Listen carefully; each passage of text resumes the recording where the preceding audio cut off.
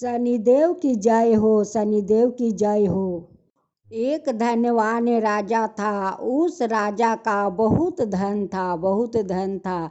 एक दिन राजा सोच रहा था कि मेरा तो इतना धन है, इतना धन कि इस धन को मेरा 50 पुस्तक खाएगा, फिर भी इस धन को शेष नहीं कर पाएगा।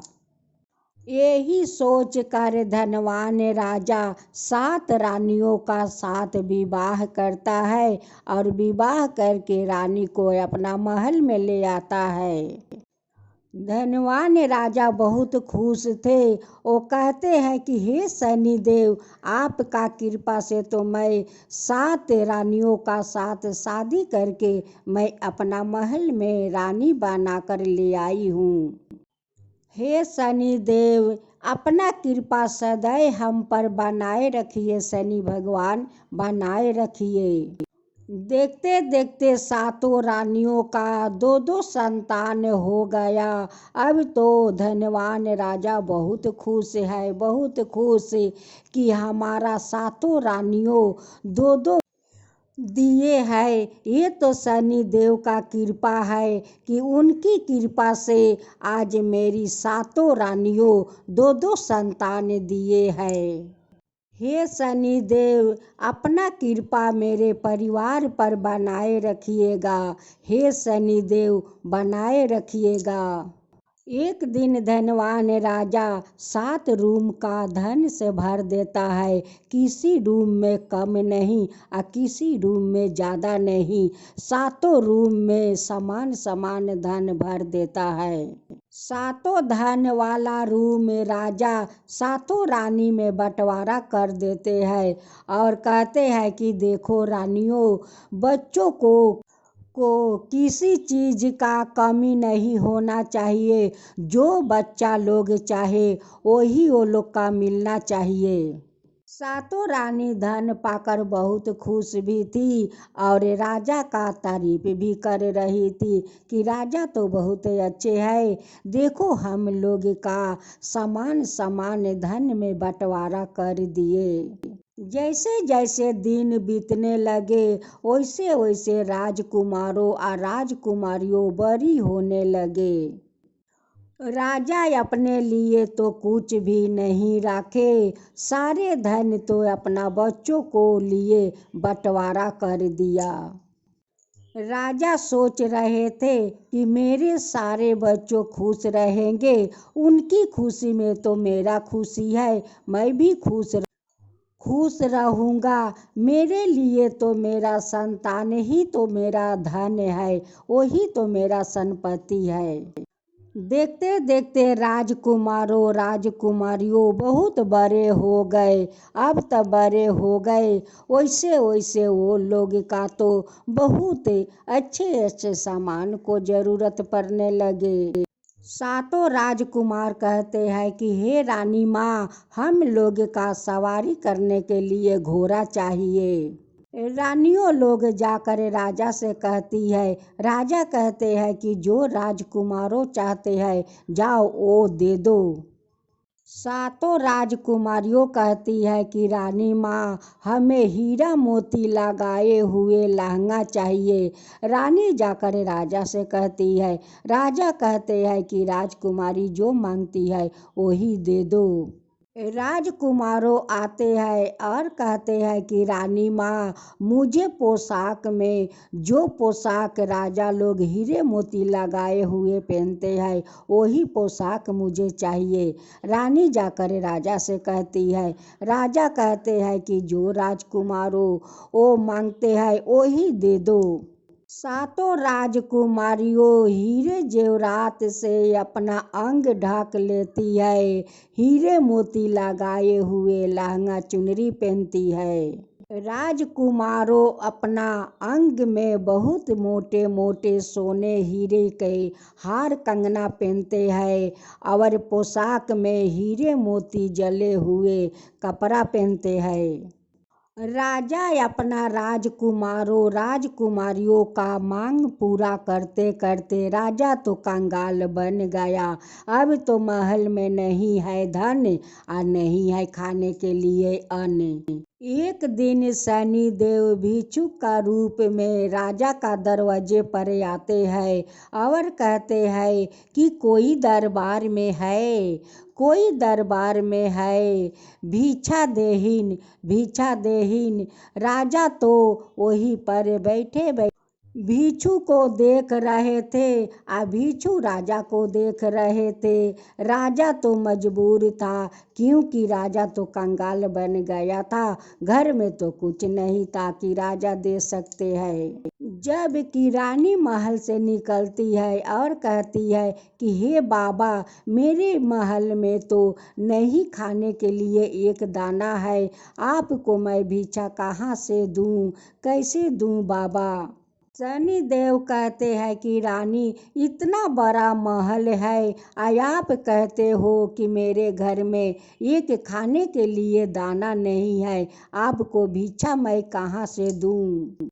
ठीक है, मैं खाली हाथे लौट जाता हूँ। वैसे ही सातों राजकुमार आ जाते हैं और कहते हैं कि बाबा रुक जाइए, आप राजा का दरबार से आप खाली हाथ नहीं जा सकते हैं। सातों राजकुमारों अपना पोशाक, हीरे जड़े हुए पोशाक उस साधु बाबा को दे देते हैं कि साधु बाबा ये पोशाक ले जाइए, और शनि भगवान पोशाक लेकर चले जाते हैं।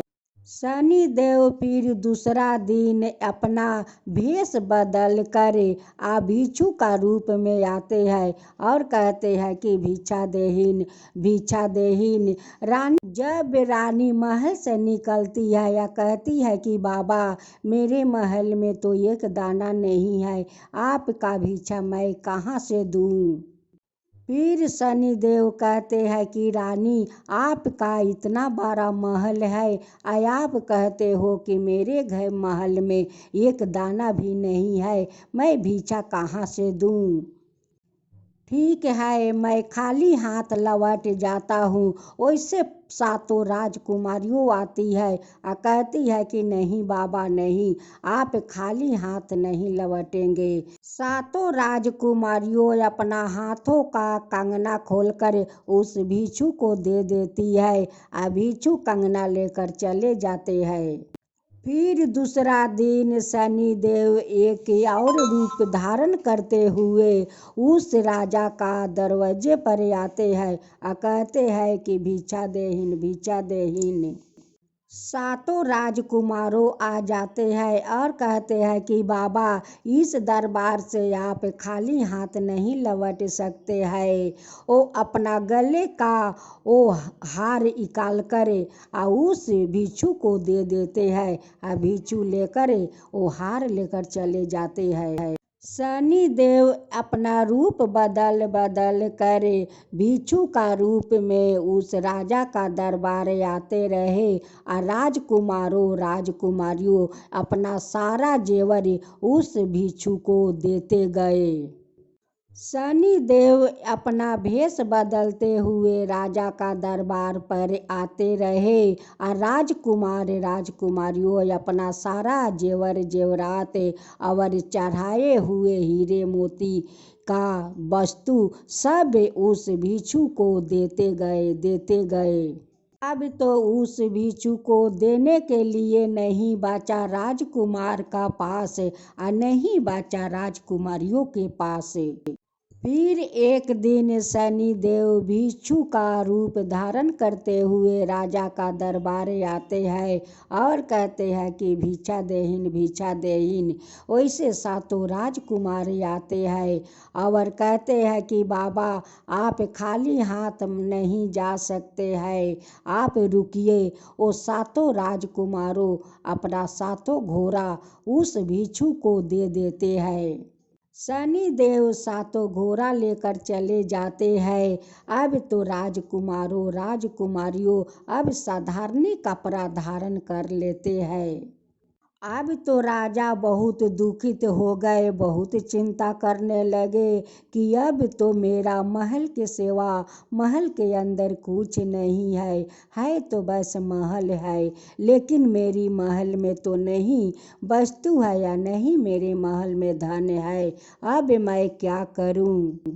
अब तो शनि देव राजा को दुखित देख कर राजा को सपने में दर्शन देते हैं और कहते हैं कि हे राजन, देखो अपना अहंकार का कारण अपना बच्चों को चलते सारा धन तुम अपना बच्चों पर लुटा दिया, आज तुम कंगाल बन गया। देखो राजन, अपना संतान में इतना मोहित नहीं होना चाहिए कि संतान पर अपना सारा संपत्ति लुटा दूं, बाद में महल में कुछ खाने के लिए दाना भी ना रहे।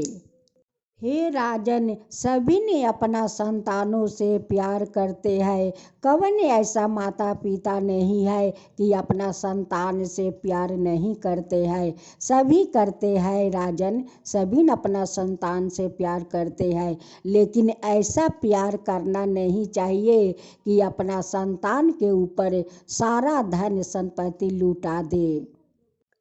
हे राजन, आपका संतान तो बहुत धार्मिक है, बहुत धार्मिक है और दयालु है। ये तो भिक्षु और साधु संत का पति, ये लोग का मन में बहुत श्रद्धा भक्ति है राजन।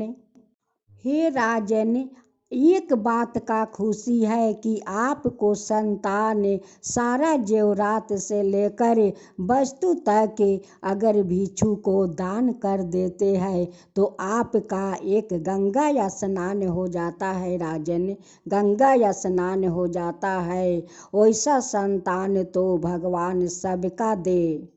हे राजन, जो आपका धन का अहंकार था वो आपका संतान में नहीं था राजन, वो लोग का धन का अहंकार नहीं है राजन, वो तो मन का बहुत सफैया है, वो लोग तो बहुत दयालु है, कृपालु है, वो लोग गरीब का प्रति बहुत मन में श्रद्धा भक्ति रखते हैं राजन। हे राजा, आप तो यही सोच रहे थे कि मेरा जितना धन है ये धन तो कभी शेष नहीं होगा, उसलिए आप 7 शादी किया कि 7 रानी आएगी तो 2-2 संतान देगी तो मेरा महल तो बहुत भर जाएगा। फिर भी धन मेरा शेष नहीं होगा। जब आपका संतान हो गया तो आप उस धन का 7 रूम में बंटवारा कर दिया और अपना सब आप 7 रानियों को दे दिया। यही तो आपका भूल था। कभी धन का अहंकार नहीं करना चाहिए, कभी नहीं करना चाहिए कि ये धन कभी शेष नहीं होगा।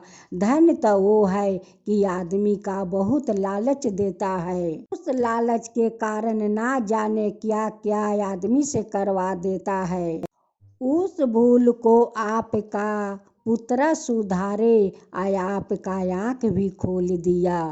उस पुत्र पर माता पिता को गर्व होना चाहिए कि मेरा पुत्र कितना धनवान है, कितना बुद्धिमान है।